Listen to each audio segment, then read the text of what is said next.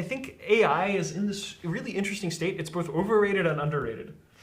I think people discount just how weird that is. Yeah. You're all going to be in a world where you can talk to your computer and your computer does stuff for you. Like, how insane is that? And then overnight, it's like, oh yeah, of course, I need to yell at my computer to get it to perform. It's crazy. It's insane. Building with AI is basically a whole new category of software. Yeah. A lot of the things that we're used to doing, especially with people like us who have a lot of previous experience in building software, just don't apply anymore. And things work very differently, and we're basically grappling with how to build real solid products around these LLM systems, right? And you're building Lindy, which is a product built on top of LLMs, and we're building Chroma, which is something that you use when you're building applications for LLMs. And there's a lot of sort of folk knowledge that people learn along the way.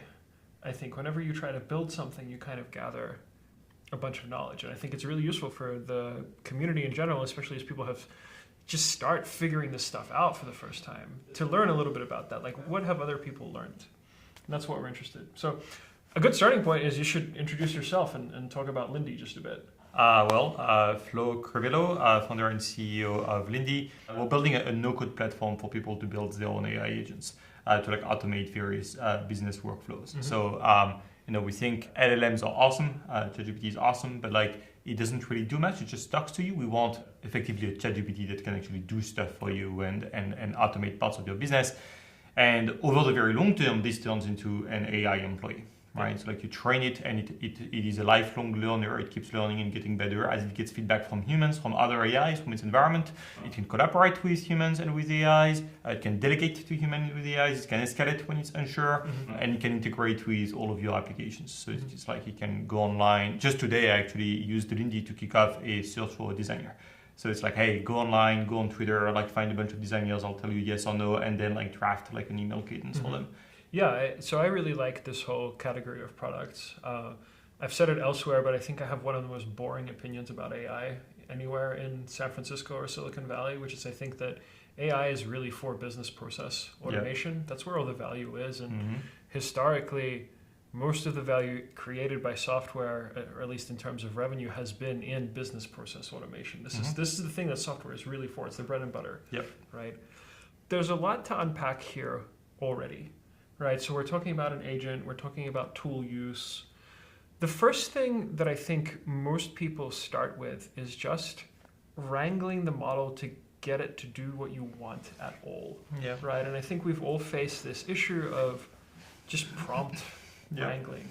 So let's start there. Like, what are you doing with Lindy? And of course, you don't have to reveal your secret sauce, but I'm curious about like how you manage even that first part. Like, how do you get the model to do what you want? Well, it is a lot of prompting, and this is actually relevant to you guys because this is actually one area where we use Chroma. Anywhere, or in as many places as possible, whenever AI is invoked in a product, the user has a chance to chime in. So you can put Lindy in what we call safe mode. And so we can be like, hey, you're gonna, for example, just now again, reach out to designers and draft them an email cadence. But before you send them the email, you show me the email that you're about to send. And so Lindy drafts the email and shows you that action card with like the email drafted. And then you can review the email, send it if it's good to go, or edit it and then send it. Regardless of which you do, we got like a really high quality signal from you because now we know for sure this was the right thing to do. And so then we do, I think it's a Jay Hack, I believe you know him, who called it the poor man's RLHF, but it works super well. So what you do is that you take that signal, you embed it in a vector database, Chroma is a good one. It'll be better even soon. And then hopefully, and then as future requests roll in, you retrieve the closest examples and you inject them in context. And so what we found is that by far this has been like the most effective method across everything. Like forget about prompting, basically. Like just do this. It's just going to work. So basically, have the human user say what they want, then review the generation, and if the generation is accurate, capture the user's input as the prompt for the next time. That's really, really cool. One of the things that I think about and I say a lot is the way that we use LLMs today seems really primitive. In that typically we take instructions and data and we put them in the context of the model, the input field, right? And then it processes it, and then you have some output. You take that output, you do something else. It's exactly how you would use a punch card computer. And what you're describing is stored instructions, which is one of the first things required to turn these things into a general purpose computing system. Right. So I think this is really, really clever. You have these instructions stored, which come from user prompts, which are the best possible thing because the user has approved the generation. Really, really great. That's a really neat workflow. So the two things I immediately think of. One is, what if the model in future does something wrong, right? So this user-generated instruction is like great for a long time and for performing a particular task, but one day like the model does something wrong because their strength and their weakness is their flexibility. Yeah. The strength and the flexibility is that they can do anything with common sense. The weakness is that they might do anything and it's hard to constrain. Yeah. So first of all, like, what happens when something goes wrong? How do you detect it and what do you do about it? Yeah, I think you can, there's a few different strategies that you can adopt here. One of them that I really love is this idea of having agents check on each other. There was this tweet recently from this guy who was like, oh, like agents, I set up like a society of agents, and then when they came back, they was just like patting each other on the back and going down like weird ADD rabbit holes. And it turns out, and I was tweeting this screenshot, which is like a real screenshot of Lindy. It's a software engineering Lindy and like an engineering manager Lindy talking. And like the engineering manager Lindy is like delegating a task to the software engineering Lindy, asking it like, hey, can you please like implement this thing? And then the software engineering Lindy is implementing the thing. And then the engineering manager Lindy is like, hey, there is a syntax error. Can you please fix it? So right here, this is the first example where it's like they can actually check on each other's work and keep going back and forth until it's solved. And so you have effectively the like higher order while loop implemented. Which, by the way, just quick parenthesis, goes counter to very often you hear folks from like Yann LeCun saying, the errors compound, right? Yeah. But I actually think that that's not the case. I actually think that you can have such a thing as a negative error in a given token, right? You can actually have like the subsequent tokens catch the previous error and correct it. And you see that all the time when you actually touch these LLMs. So the engineering manager was like, hey, can you please fix that? And then it was at the time when GPT-4 Turbo was lazy. I think like we're going to tell our grandkids about it. It's like, oh yeah, there was like 2 weird months where like the LLM would refuse to do whatever we told it to. I look forward to that. I look forward to the stories because one day we're going to be the graybeards. Like, yeah, back then we used to have to prompt our models ourselves. That's right. Anyway. That's right. And it's like, oh, it's beyond my abilities to like fix the syntax error. And so the engineering manager goes something like, oh, you can do it, I believe in you. And it's like, sorry, I really cannot, it's beyond my abilities. And then it's like, do it or you're fired. And then it's like, I fixed it. This is It's incredible how you almost have to develop a theory of mind for working with these things. But the thing is the theory of mind that you're developing is for a fundamentally alien system. So it is surprising to me that the agents can self-correct. Is it the same model? It is the same for model. Both of them. It is, absolutely. Sure. In a way, it's sort of like a GAN-like architecture. Where you're it's actor-critic almost, right? Absolutely. My mental model of that is that these large language models are just so large, they are so huge that they contain the superposition of very many different personas. Yeah. And so when you prompt one of these models to tell it, for example, you're a software engineer or you're a QA engineer, you effectively get another model altogether. Yeah. And so some interesting emerging properties can emerge from the interaction between these different models. Yeah, that's very interesting. Definitely it would be interesting to sort of go deep on that, right? For someone to actually do the research work and really model this thing as like a conditional actor-critic or some sort of like GAN environment. I'm big on that hypothesis, by the way. I keep going back and forth about like what is the right mental model of these systems. And I think it's really important. And again, we're recording this now in 2024. In 20 years, we'll look at this and be like, of course, we should have been thinking this other way. But today, it's like, which mental model should we even use? Like what applies here? And I think this is why experimentation is so important. I think why like often the result is counterintuitive. Like Yann LeCun's no dummy, but again, the errors, like you say, they don't seem to compound. And then there's this like simulators idea. So, okay, but that's the case for when a model can self-correct in this way, in like talking to itself. What happens when it really it doesn't self-correct? Totally. How do you detect that and what do you do? Yeah, so this is still in the realm of experimentation to your point, but some things that we're playing with is a conditional safe mode. So today safe mode in Lindy is a Boolean, it is either in safe mode or it is not in safe mode. We are working on making safe mode on a per action basis. So we're like, hey, you can check my email, but you cannot send emails with that safe mode. And then we're considering making safe mode either yes, no, or sometimes when uncertain. And the way you check that when uncertain, there's multiple strategies, but the most naive one, which so far is surprisingly promising, you can just see the similarity score, the semantic similarity score between... For the instruction and the... Yes, for the instruction, for the history of what just happened, and the closest retrieved examples, which is just retrieved, Gotcha. which I just mentioned. So it's like, hey, this is a scenario that's like the first time I see it, right? I don't really have, like, so I'm like sort of like out of my depth on this one, right? And then there is more research coming out on basically how to get LLMs to act as classifiers and how to make them the best classifiers possible with like K-shot examples. And more advanced strategies than K-shot examples include, so you label each data point and you explain why you labeled it this way. And then the LLM tests its understanding of the classification by asking you questions like, hey, this is a new data point. Am I getting this right that is going to be classified class A because of this and this and that explanation that you provided me before? And if not, then it's going to keep updating. It's effectively its world model that's encoded in tokens and in words. So, you know... But it's in the conditional, it's still in context learning, right? Yes. Ultimately, you're passing... So let's talk a little bit about the way that you're thinking about using LLMs as classifiers. Because, you know, that exists also in retrieval land. Like, you can use an LLM as a pretty expensive re-ranker, where you can ask it to, like, given this query and these results, which ones are relevant? And you can use it as a classifier or a filter or what's called a re-ranker in retrieval. So how do you get this thing to act as a classifier? Like, for example, you've given me this example where it, like, justifies its choice. And then you say, presumably you say, yes, that's right, but this is wrong. The next time you want it to act as a classifier, are you putting that feedback back in the context window? How are you doing that? I'm not private, so we haven't implemented that research Gotcha. yet. But like, I don't know, there's a paper that they can send you afterwards. Yeah. You know, as far as I understand, it's something like, hey, this is a new data point that you have. These are the previous explanations that are in your classification thing. Which of these explanations apply to? So for example, in the case of a job candidate, it's like, oh, no, because it doesn't have much experience, right? So it's like, well, not much experience, right? And that maps to no, right? Yes, because he worked at Google. No, because he worked at Twitter or whatever. And so you have all of these explanations. And so you end up actually encoding the latent space instead of having this like totally unsupervised learning classifier. It becomes explicit. That's exactly right. It becomes explicit. And then maybe because you have even a retrieval system driving like the classifier examples, it's almost going backwards in time in a way. It's almost an expert system. Yeah, it's almost an expert system now again, which is very funny. But it speaks to just how much experimentation there is still yet to do.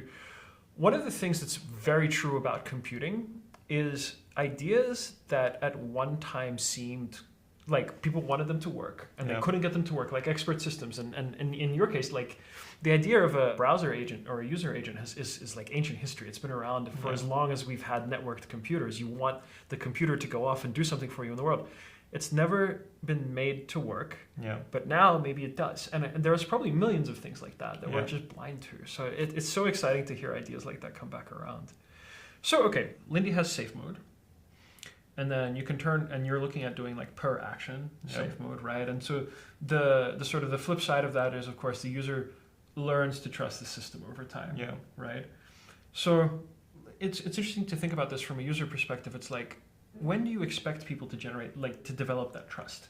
What is the point that really flips them over? Is there, or is it just like a bunch of confidence? Like, what do you do? Because ultimately, if I have to check all of its output, I'm in a worse position in a way. Yeah, absolutely. I think like the current safe mode, which is just like a blanket safe mode, solves that because you do have to check all of its output. I don't think you're totally in a worse position because now you just have to review and click, so you can still like 10x, 100x your speed. We are working, by the way, like this question, which is a great one and it's like super top of mind for everyone, is a UX question, right? Which I think is like one of the most important parts of like the agents, like nailing really the UX.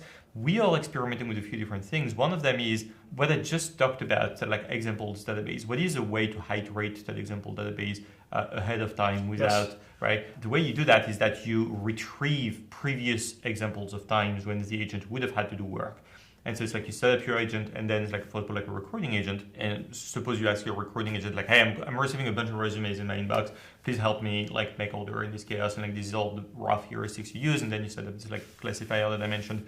And then the agent can be like, all right, let me go into your inbox and retrieve the last 50 resumes that you received. And I'm going to do my job in safe mode. And you're going to tell me yes or no, yes or no, yes or no.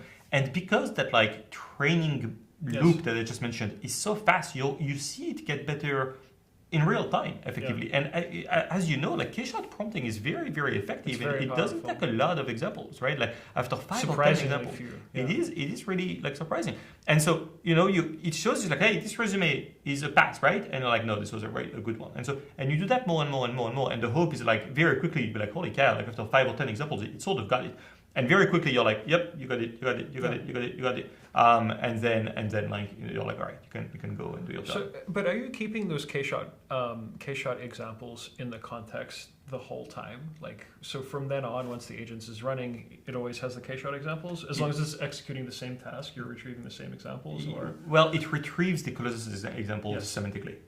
Gotcha. Yeah. Okay. But as long as it's performing the same task. That's right. So conditional on the task that you're asking it to perform, it has the same K-shot examples in the Today it's conditional to the agent, so you can create as many Lindys as you want, which is And then on a per task basis, it's just based on like the task and like the instructions of the task, and we do like embedding on the examples themselves, and like we retrieve the closest examples. Very cool. Yeah, it's interesting to think about this in kind of like a fleet deployed mode, right? Yeah. Like you have Lindys that are today like performing all of these different recruiting tasks, but ultimately businesses have a lot of functions that resemble one another, and in fact, like in terms of business process automation, we've built organizations and companies in such a way that we push all these tasks to the edges and try to make them as like uniform as possible, because they're the parts that nobody really wants to do and we don't want to spend any money on or any resources.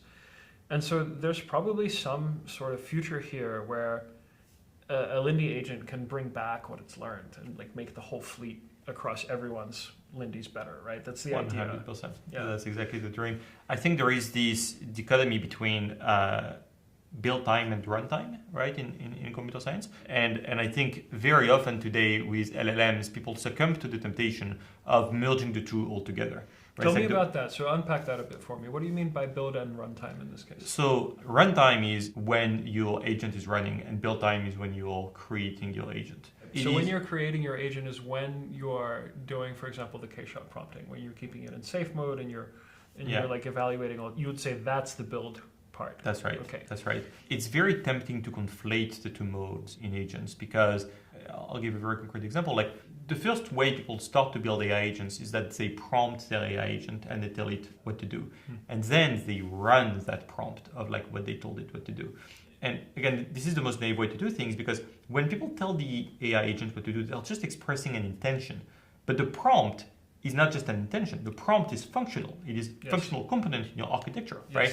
And so what are the odds that the way you phrased your intention is also happens to be exactly the right set of tokens that the LLM need in order to do this job?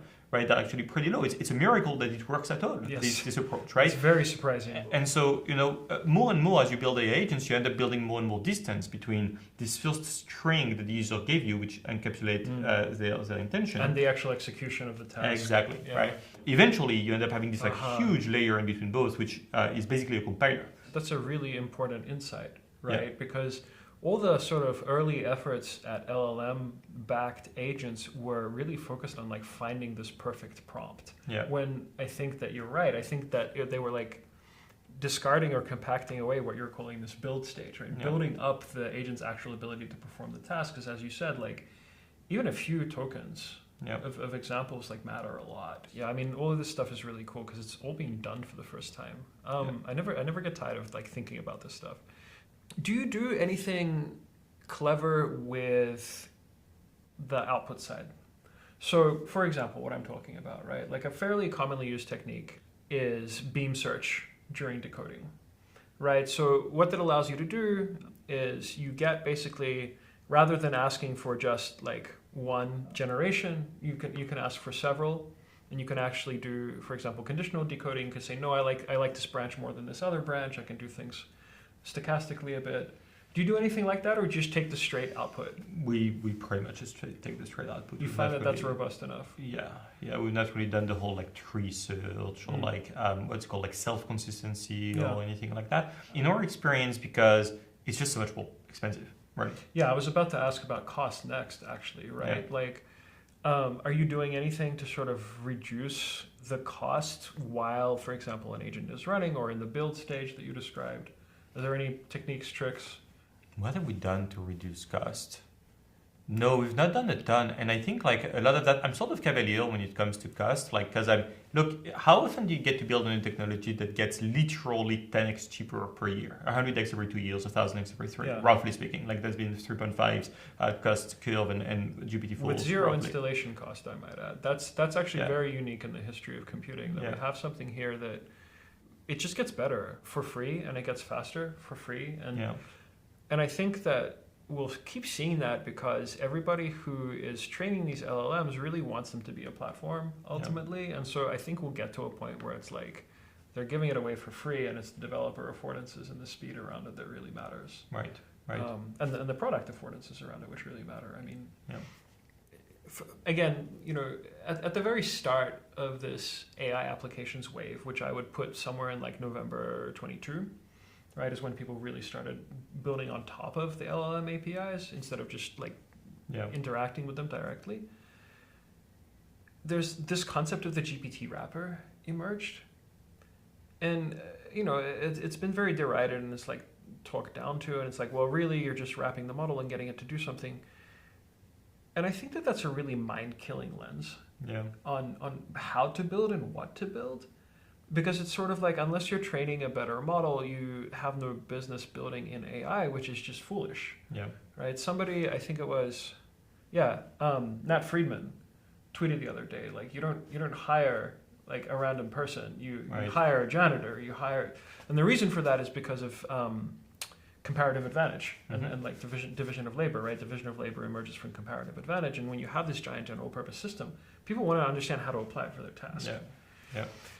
I think of it as concentric circles, where it's like the deeper down you go into the stack, the less differentiated the layers are, right? And so it's like the LLM not super differentiated, the compute that the LLM is running over even less differentiated, the electricity that's running the compute is not differentiated at all, right? And so that like you get less and less differentiated the closer you get to the core, and the closer you get to the user in these outer layers, the more differentiated you have to be, because every workflow is just so unique. Let's talk about actually developing Lindy, right? So at the start we said like this isn't really like traditional software development, and we've talked about things like retrieval to do instruction storage and things like that.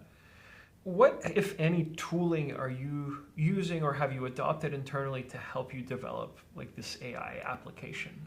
Right, beyond the sort of like everybody by now is probably using things like Copilot or other coding assistants, right? And certainly I use the various chat LLMs to help me debug and read documentation. All that stuff is great, and I think that's very generic. What I'm really asking about is specifically in developing an AI application, is there tooling or process that you've adopted that you find particularly helpful?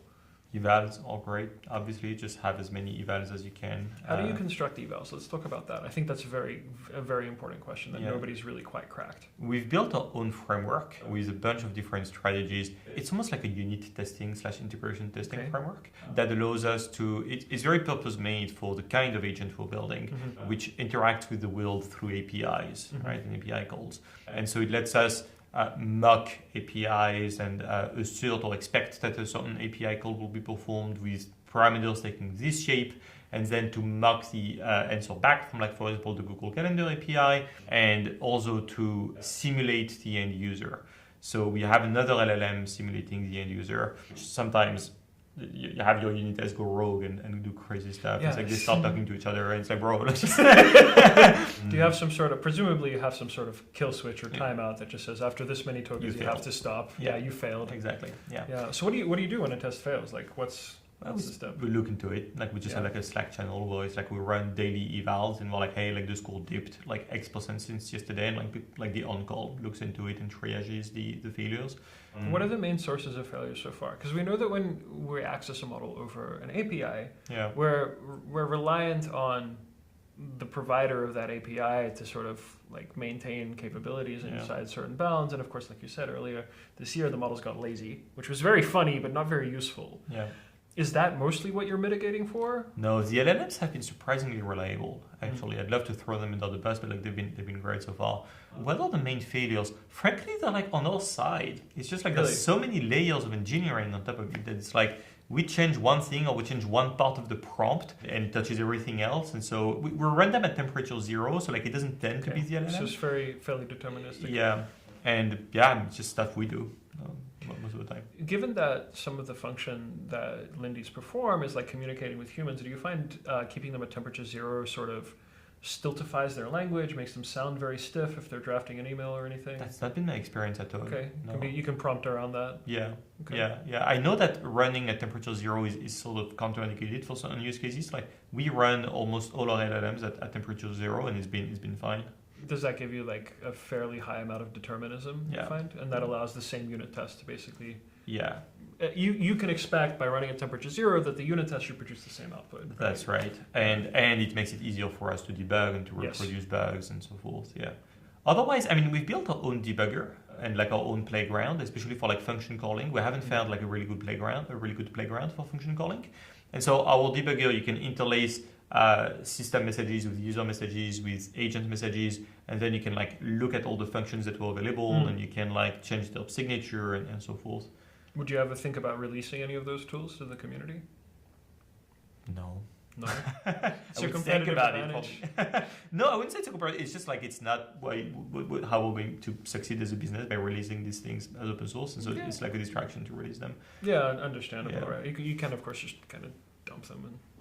But I really think that we ought to be as a community talking much more about this type of tooling, right? Yeah. Like people are still stuck even on how to build good evals. But once you go one step past that, it's like, okay, evals are great. Evals will give you the equivalent of like an integration test for an existing software system. But what you're really looking for is like, how the hell what happens when I change parts of this system? So tooling like that, I think, is actually increasingly important. And I actually think our developer workflows haven't been worked out very well.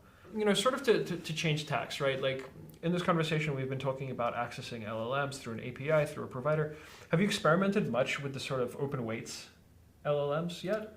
We used to do it more because the alternatives were just so cost prohibitive, and so we were just very hopeful that we could get an open weight LLM to. So it was cost that pushed you in that direction. Yeah, and in recent months, really, and recent days, like Gemini 1.5 Flash was just released, and before that, like Claude 3 Haiku. Like Haiku is incredible. In my mind, OpenAI has really let like the small class of model like slip out from under them over the last few months. But like the recent small models, again the Haikus and 1.5 Flashes are like amazing. They're, like, 1.5 Flash I've really gotten great performance out of. It's it's like, again, very surprising, but it's at the point where we're seriously finding ways to include, especially the lightweight LLMs, directly in the retrieval system. Yeah. Because you can just put a lot of intelligence about how you retrieve if you have access to a model call. 100%. So it's exciting to see. Yeah. I guess, okay, so but because the costs have dropped, you're not looking at open weights models so much anymore. Yeah. What about the control that you get over those models? For example, Lindy's are, again, business process focused. Most businesses have very similar tasks, so presumably they'll be spinning up Lindy's to perform similar tasks, right? That opens the question of like fine-tuning. Yeah. Right? Do you think, or have you tried getting more juice or better performance by fine-tuning? We have. Yeah. We have two folks inside the team. They'll just like fine-tuning models all the time. Are they using the sort of the hosted fine-tuning, or are they fine-tuning local models? What does fine-tuning look like for them? They're fine-tuning local models. Okay, great. So we have like GPUs and it's not like a huge amount, but I more and more am of the opinion that like that's not what's going to drive the business. It feels like a late stage optimization more and more. Yeah. If you'd asked me 3 months ago or 6 months ago, my answer would have been different. As I've seen these models get better and better, number one, cheaper and cheaper, number two, and almost most importantly, as I've seen competition go up for all of these models. Now there's like 5 credible players making these models, right? There's like Anthropic, OpenAI, Microsoft, Mistral, Meta, Google. 6 credible players. That's a really good position to be in, right? And so there isn't like that existential risk anymore for us to have an input over which a given player has a monopoly. We know that we're going to have 6 potential providers for that input. So that distresses things for us quite a bit. What are the switching costs like between the model providers? It used to be higher. What made it higher in the past? The fact that each model used to handle the same prompt very differently. But as models get more mature, like realistically, there is one correct answer. There is the best answer to a given prompt. And so the most mature models, it's kind of like that saying, it's like every happy family is the same and every unhappy family is unhappy in its own way. Tolstoy, yes. Yeah, so it's the same. Like every small models is shitty in its own way, but all big models are good in the same way. They're good in the same way. Which kind of is almost to be expected, right? Like if you're converging on this, let's call it a general purpose simulator of human behavior, you would expect for there to be one. Yeah. Right? At least at temperature 0. Yeah. So actually, it is that kind of convergence, right? If what you're pushing for is human level intelligence out of a machine, then we should expect all the human level intelligences to behave roughly the same way in most cases. That is very interesting to hear. I also kind of keep hearing and agree that actually switching costs are relatively low. Yeah.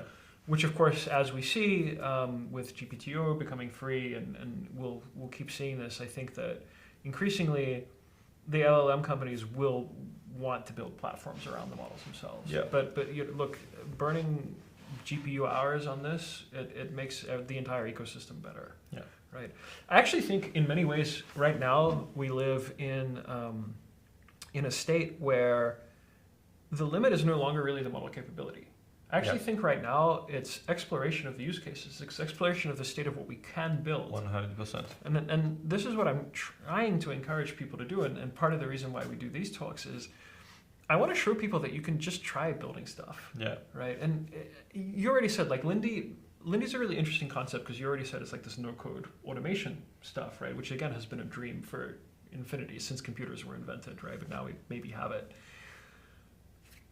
Building with this stuff, because you're conversing with almost like a human-like character, it's almost easier to build with than regular programming. It's more flexible. Do you find that at least, or do you find that the sort of the intermediate layers of engineering are still very heavyweight? No, it's well. Do you mean as a builder or as a user of this kind?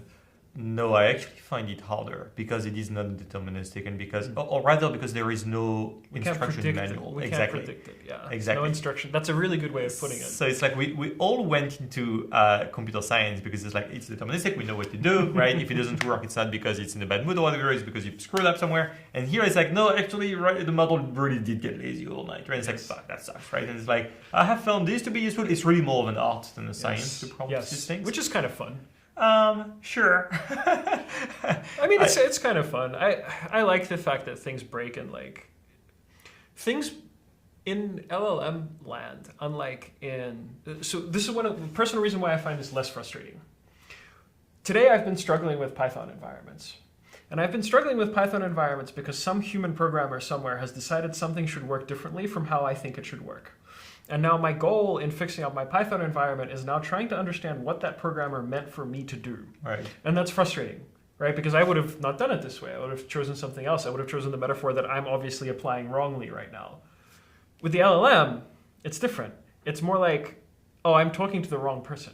If I can find like the right way to talk to you, right. I'll get it to work the way I want it to work. Right.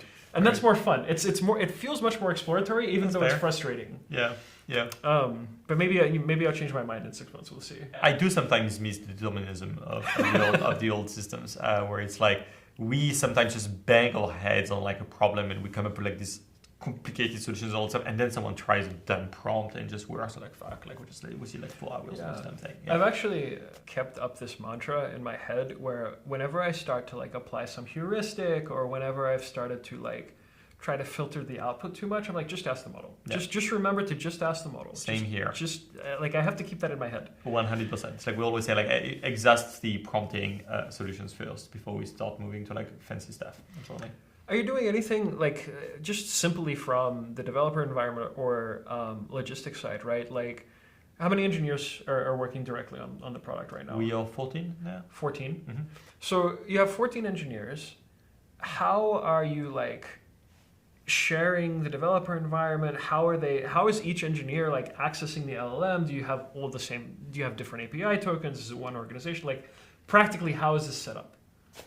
I think it's just run of the mill. I think it's probably a bad practice. I think we're using the same key for probably. No, every engineer's got their own key for development. Yep. And then we have one key that's used between staging and production. It's just Gotcha. Like the same key for everything. And I guess I already asked you the cost question, but you're not really looking at the development expenses in terms of tokens. No, it's not. It's not major. Yeah. I mean, it's interesting, right? Because on the one hand, if Lindy is successful, there's going to be many, many more user tokens than developer tokens. That is true. Yeah, exactly. So that makes sense. Yeah. One issue currently, and it's always improving, and again, we've got Gemini Flash 1.5, and GPTO is pretty quick, and the turbo models have been like the first demonstration that could actually make LLMs fairly fast. Is inference time proving to be a bottleneck anywhere in like development, in deployment, for users? It used to be more of one when the models, like, I don't know if you remember, but like GPT-4 was slow. Oh yeah, I remember. Like the first few months of GPT-4 was like bad. It was so fucking slow, that thing. And it got faster and faster. And now, as a week ago, like it got 2x faster again, right? Yeah. So it's like the speed is no longer an issue. Then at some point the issue was like the quotas and like the RPMs or TPMs. The rate limiting was like a huge issue. No longer really much. What changed? Is it that the providers raised their rate limits? I still hit rate limits fairly often for some of my experiments. We don't really anymore.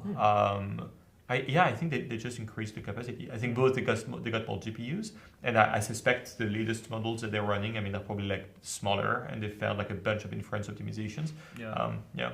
I think a lot of the platforms have been investing very heavily in inference optimization. They have to. Yeah, they have to.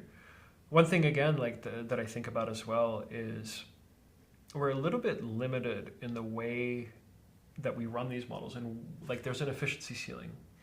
And earlier, what you said about this kind of like the build and run dichotomy is applicable here, which is like we run training and inference on the same hardware, right? And we run them on GPUs, and GPUs are these massively parallel computing systems, single instruction multi-data, right? But in order to get good efficiency from them, you have to batch everything, right? Like the whole way to use GPU infra efficiently is to keep the pipelines full. Yep. Like you never ever want any warp to not be processing something. So you're batching as much data as possible. Yep. But as we talked about earlier, like as we start pushing these things to be like more dynamic computing elements, we're gonna have to move away from batching somehow. I think about that a lot. I don't know what the answer is, but it's really, really hard to load and unload data from a GPU. Yeah. So I don't know what that's going to look like. It feels to me like the batching is over data that is like at a sufficiently low level. That like even though the high level, right? Not only that, but like the GPU doesn't see it. Even as the applications get more and more unique, it's just like it doesn't really matter. I think because it's just fast enough that even if it is like even if the pipeline is kind of empty, it's just going to burn pretty much. Yeah. I can see that world too. I think it's an interesting one. What's like missing between what Lindy wants to be today as an application and like where it is? I don't necessarily mean from your side, because there's always more to build. But in terms of capabilities, affordances, tooling, APIs, anything, like what's like the wish? Are you asking like what we're hoping the ecosystem would come up with, or or like something that you find yourself constantly like missing? Evals is that for a lot of people. Like a good replicable way to do evals for a given project is something that I think many people in the ecosystem are looking for. It sounds like you've solved that, but I'm curious about like what's next beyond that. Nothing that's out of our hands. I can't really say we feel super bottlenecked by any outside forces, apart obviously from like the model. Like sure, like we'll always take like the better, cheaper, faster model that we can get. But apart from that, I think like what's holding back agents in general today is still reliability, right? And so I think there's multiple schools of thought here. Like some of them are like, oh, we're just gonna wait for the model to get better. And some of those schools of thought are already more like, we are going to keep iterating on the cognitive architecture in order to increase this reliability. Our experience is that the same model with different cognitive architectures can have a reliability be 10x better. Yeah. Right? And so we never shrug or like, throw our hands up and like, oh, well, we're just going to wait for GPT-5 and GPT-6 to come up, because we keep seeing that curve move up and to the right of like the same model with, as we keep making the cognitive architecture better and better, the same model keeps getting better and better and better and better. And we're not running out of ideas. We have like a huge roadmap and like we know what to do like next. Has there ever been a change in the model where you're like, actually, we don't need this extra stuff anymore. The model can just handle this. Has that happened for you yet? Yeah, the context window for sure. Of course, yeah. So we used to have like a huge like part of the app that was called like the pruner, which like pruned the context window, like using and summarized and all this other stuff. Yeah, it was a very convoluted logic, and like we just killed that thing as the context windows basically became infinite. And all of that stuff was really just like pruning. Like all my insults here are just going to be relative to the pruner. So for example, the model used to have a first pass where it would select the tools that it wants, and then the second pass where we would inject these tools signatures in this context window. We removed that entirely. Now it just has all the tools. Yeah, a bunch of stuff like that related to the context window. Nice. Yeah, it's interesting. It's interesting to imagine like it's almost like a Red Queen race, right? Like the model improves, which means that a lot of the stuff that you did previously for cognitive architecture is like obsoleted, but now you're like, okay, well, how do we make this model perform that much better, right? Yeah. Generally, I think I'm on your side when it comes to like, what do we do? Do we wait for the model to get better, or do we build today? Yeah. One of the reasons that I'm on your side is because I actually think that direct experience with how people actually use these things is extraordinarily valuable, and the sooner you get it, the sooner, like when the new model does come out and does have more capabilities, you understand better how to deploy them because you understand what people want out of it. Yeah. And okay, maybe we will one day, like maybe any given product will one day get to a point where it's like, okay, well, the model capability is now at a point where even the way we're asking people to use it no longer makes sense. Yeah. But I'm not sure how long that really is. Yeah. Right. And I think that again, like encouraging more experimentation is what we ought to be doing. Yeah. The way I think about it, and what I always tell the team, is we should optimize for the medium term, which is like a sort of like 18 months time frame, which I think is like the right like sweet spot for startups to optimize over. I also think like we always keep that in the back of our mind whenever we're building something. We're like, how is this impacted by the march of models getting better? Is this made obsolete, or is this just like an evergreen thing that like we know whatever the model capabilities are, this is just going to make them better, right? Yeah. And we try obviously as much as possible to just like work only on these things, except when, as was the case of the context window, like this is a blocker, like we just can't do anything here. And I find like nowadays, let me think, I think almost every single thing we're doing now, we're like, like we just need this, we want this, because it's just going to make any model better over the long term. I guess just to wrap up and the final thing, what are you most excited about for the next 6 to 12 months in building in AI specifically? Yeah. Right? Like what future do you see as someone building with these systems that excites you the most? I'm just so excited to see these like agents come real. Like whether we are the ones making them real or someone else, hopefully we will. Look, it's going to be real. It's going to exist. Like it's going to be crazy. Like you are going to be in a world where you can talk to your computer and your computer does stuff for you. Like how insane is that? Like it's very cool. You and I grew up at a time like you probably saw like floppy disks just as the same as me, right? It's like, and now we can talk. Like the very thing that I was just saying about like the manager engineering and the software engineer like just talking together. I was like looking at this and I was like, I can't believe this is where we are in 2024. Where I have to look at my computer, talk to itself, and yell at itself to do stuff, right? and that's just what's so exciting to me. Like we're gonna see this tech be real. It's so interesting that like first of all, I think AI is in this really interesting state. It's both overrated and underrated. I think people discount just how weird that is. Yeah. Like it's weird that you can talk to your computer. People have just completely accepted it as normal, but I don't think people, like 5 years ago, if you showed them the same capability, they wouldn't believe you. No. There's no way. And then overnight, it's like, oh yeah, of course, I need to yell at my computer to get it to perform. It's crazy. It's insane. Yeah. So I think it's underrated how unusual these things are. Yeah. And I actually think one of our limiting factors currently, as I mentioned earlier, is like, we're not exploring how weird this is. Yeah. We're not looking at how weird it is. There's a few people doing great work in this direction. And like, I really support them. I think they're going kind of slowly insane from interacting too much with these computers, but that's okay. I'm glad they're doing it. Somebody has to. It's like industrial hazards. And at the same time, AI is overrated. And AI is overrated because of these reliability issues that we face. Like the applications aren't totally clear. Also, frankly, we've marketed it wrong for the last like 3 or 4 years. I think it was a huge mistake ever calling any of this generative AI. Yeah. I think that like ultimately these are general purpose information processing systems, right? Calling it just generative is like puts the wrong thing in people's heads. I agree. I think to your point, I forgot who it is. I think it's Bill Gates who said people always overestimate the impact of technology over the short term and underestimate it over the long term. I think it's impossible to underestimate AI over the long term. I think like look, AGI is coming. Like it's just gonna happen. Like Well, one question that I like to think about is like, okay, we have AGI now. What do we do? Like, what do we do with it? right. It's like the dog that cut the car. Yeah, exactly. And it's like, okay, imagine you could have like any employee that you wanted or any like tasks, a thing that could just go off and perform arbitrary tasks. What's the limit? And the limit is again like our ability to figure out what to do. Yeah. You know, it's no longer the capability. Yeah. In many ways. Yeah. And of course, you know, there's open questions about, okay, well, what's it going to take to get there, right? And what's it going to look like when we arrive? Like, you know, if we have one AGI and it's super expensive to use and run, not economically viable, how long is it going to take to get that cost down to a point where we can just deploy them to every computer unknown? So there are dynamics in that. Yeah.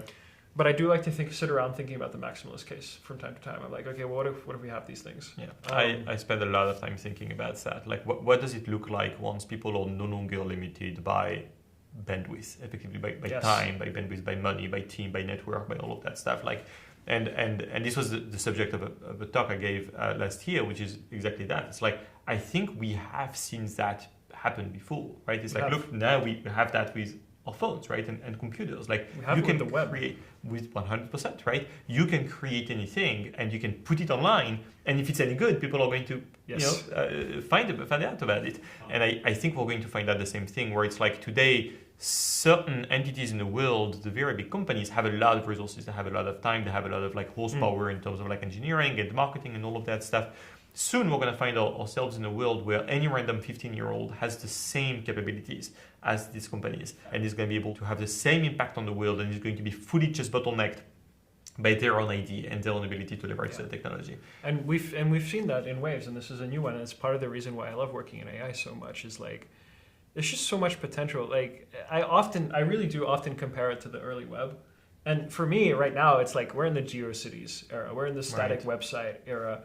Like, as many chat with your documents applications as Chroma does currently help serve, for me, it's pretty obvious that this is very primitive, because what it's doing is exactly the same as a web page did. It takes some data and presents it to you in a new way. Yeah. Right. So obviously, applications like like process automation, like what you're doing, and agents, and I like to think about like we're going to get like these weird things that we can't even think of yet, and that'll take people exploring. Last question. What advice would you give to somebody who's like really curious about they want to, like, they have some ideas, they want to build an application? Where would you tell them to start? Let's say that they know a little bit about programming. They're like maybe even they've done some serious software engineering in the past. What should they do? Just get started. Just do it. I find like the mistake I see people make most often is like they do work about the work. They do work where like they plan the work. They do like a Coursera course, or like they go networking. It's just build it. Just do the fucking thing, right? It's like it's gonna be dirty. It's gonna be buggy. You're gonna use the worst technology. Just take every possible shortcut that you can to get some momentum going, to get something that runs in people's hands, ideally. Yeah. Right. And don't overthink it. Just build shit. Yeah. Exactly. No, I would agree with that. Great. Well, thanks a lot, Flo. Yeah. Thanks for having me, man. Thanks for coming in.